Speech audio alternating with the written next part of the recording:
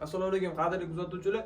Bugun sizlar bilan sal boshqaroq muammoni hal qildik. Xudo xolisa, Xudo shifo berdi akamizga.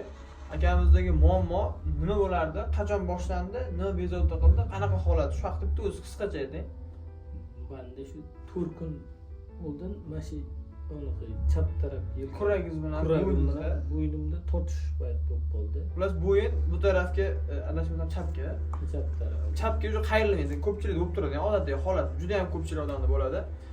Yelka bilan kurak tortishib, qattiq sanchiq, yuraklaringizga ham yurak bermadi. Berdi. Ozgina nafas olishda mana qanaqa.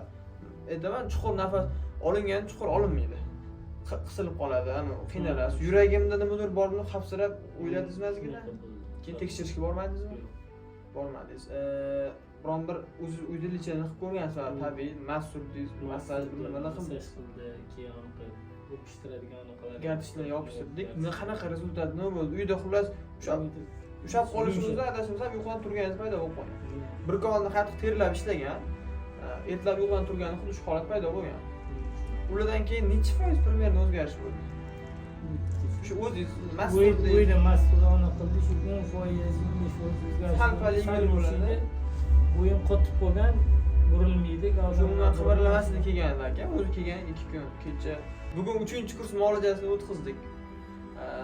Xullas keyin kimdir tavsiya berdimi? Kim tavsiya berdi? Shu mahalla. Xullas shunaqa joyga borsang, shu yerda yaxshi qilib beradi deb aytdi. Keldingiz. Men oldin kelganlarda yelkalarida 3-4 ta gartishni bor edi. Unga ko'pchilik chidamaydi, bittasi ham yomon kuydirib tashlaydi. Xullas keldi, muammo aniq shamollashdan bo'lgan. Massaj qildik, akamiz ma'qul farq yo'q nima qilsang qildi deb aytdi. Hech qanaqa ukol bermadik. Faqat oddiy massaj. Aka aytdi, surmagan mazm qilmaydi, mas surib qo'ymansa, surmagan mazm qolmadi, ta'sir qilmadi deb aytdi, to'g'ri? Lekin men aytdim, to'xtab turing, zo'r bo'ladi deb massajni qildik, bitta mas surtib stretchladik.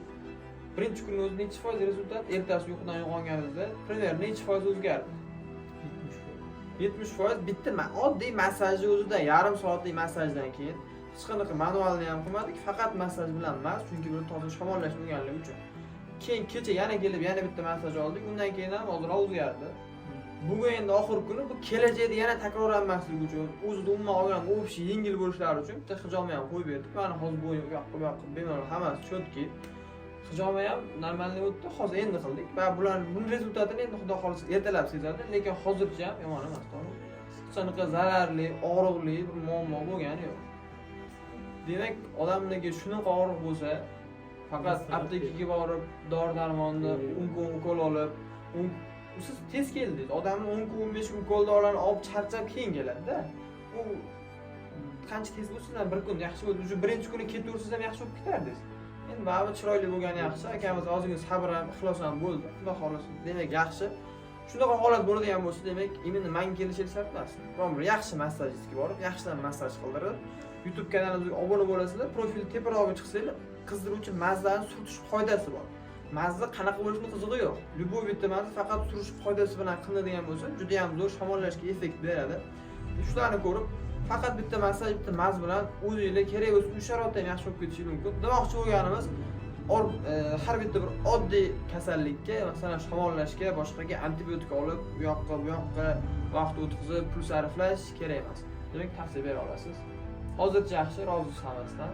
Xudo xolisa salomat bo'lasiz. Sizlarga ham salomatlik tilaymiz.